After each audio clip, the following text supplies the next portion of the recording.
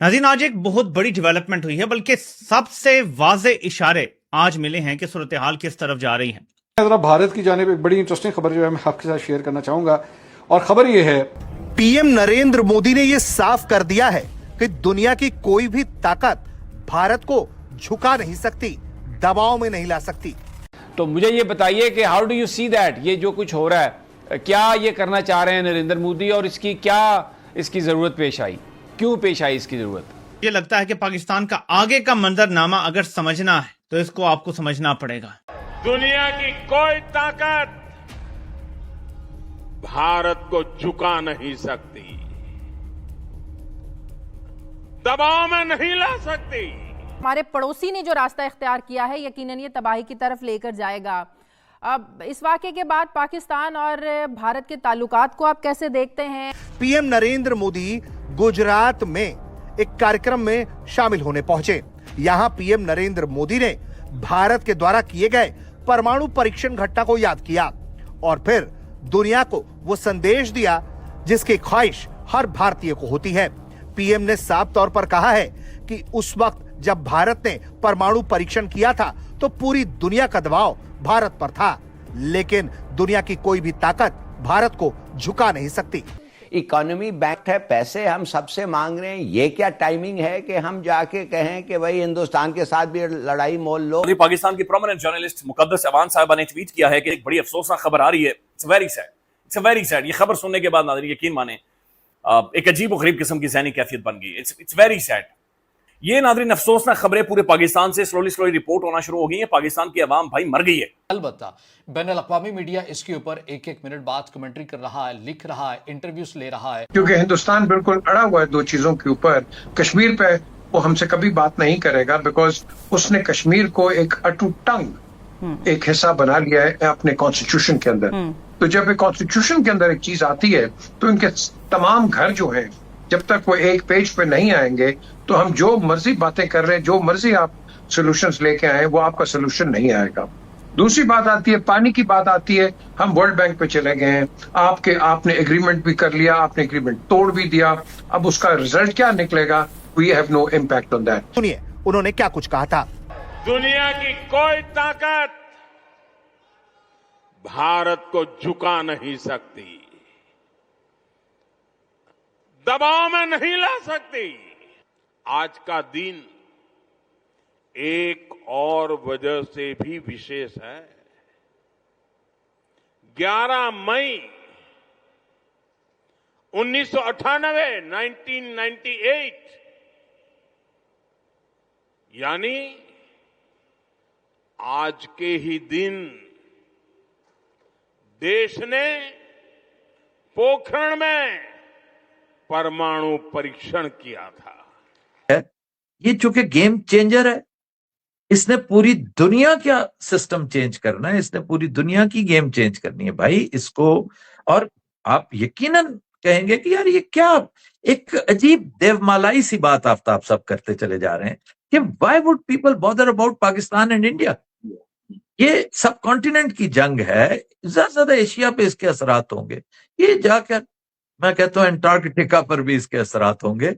Just wait and see. देखिए, जब एक इश्यू सिक्योरिटी काउंसिल के एजेंडा पे आ जाता है, involving states which are members of the UN, you can't say कि ये इश्यू रहा ही नहीं है, ये खत्म हो गया है।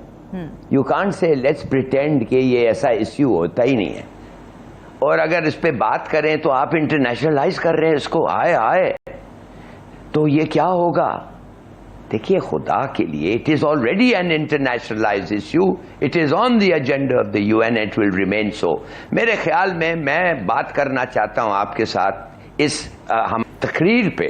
जी। और मेरा ख्याल में कि व्हाट आई वांट टू, मैं कहना चाहता हूं हमारे ऑडियंस को कि what is he trying to say and how should he be understood.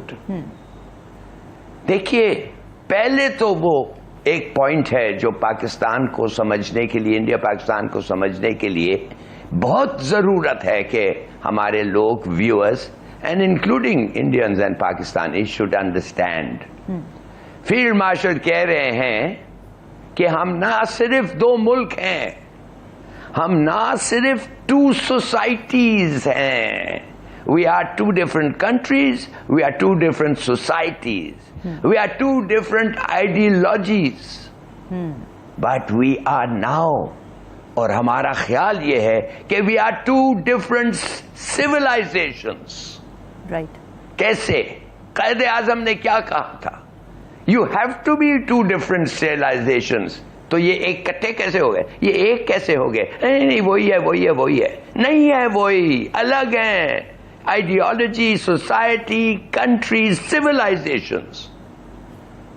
एक बात, इसका मतलब ये नहीं है कि हम इकट्ठे नहीं रह सकते, that we cannot live side by side, that we cannot tolerate each other, or we cannot live in peace। बिल्कुल रह सकते हैं, मगर किस किस्म की सोसाइटी है इंडिया जो कह रहे हमें लोग कहते हैं इनके साथ आप पीसफुली रहें। एक जमाने में तो एक सेक्युलर सोसाइटी थी इंडिया, एक जमाने में, और एक क्या अभी भी उनके पास एक सेक्युलर कॉन्स्टिट्यूशन है, मगर ever since Modi prime minister बना है वो मेटाफोर्स हो गया है, and they have now become a rabid communal entity. अब आप लोग कहेंगे कि हम कहते हैं ये मुसलमान। नमस्कार दोस्तों, जय हिंद। दोस्तों, आज पीएम मोदी ने गुजरात से खड़े होकर उस मंदिर से ऐलान किया जिस मंदिर को तोड़ने में कई हजार वर्षों से मुसलमान लगे रहे। उनका कहना था कि भारत को कोई झुका नहीं सकता, भारत को कोई आंखें नहीं दिखा सकता, क्योंकि जब ऐसा करने की कोशिश आज ही के दिन किया गया था तो भारत ने उन सभी को बता दिया था कि भारत एक ऐसी शक्ति है जिसे छू पाना नामुमकिन है।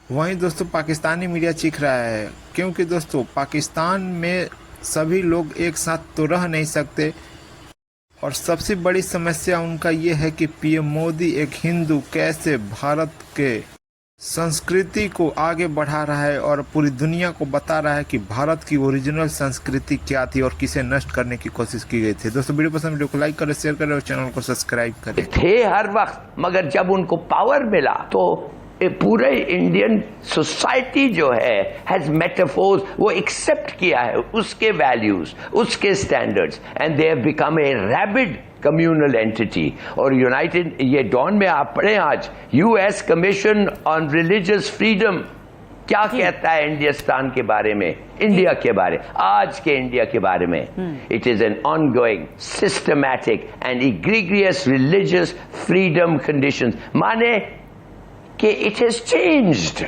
राइट। ये वो सेक्युलर सोसाइटी नहीं है, ये कम्युनल हो गया है, हिंदू मेजॉरिटेरियन सोसाइटी हो गया है। There is no room in India now for other religions and also for even for Hindu minorities. तो फील्ड मार्शल साहब कह रहे हैं समझो ये सब, जब ये आप एक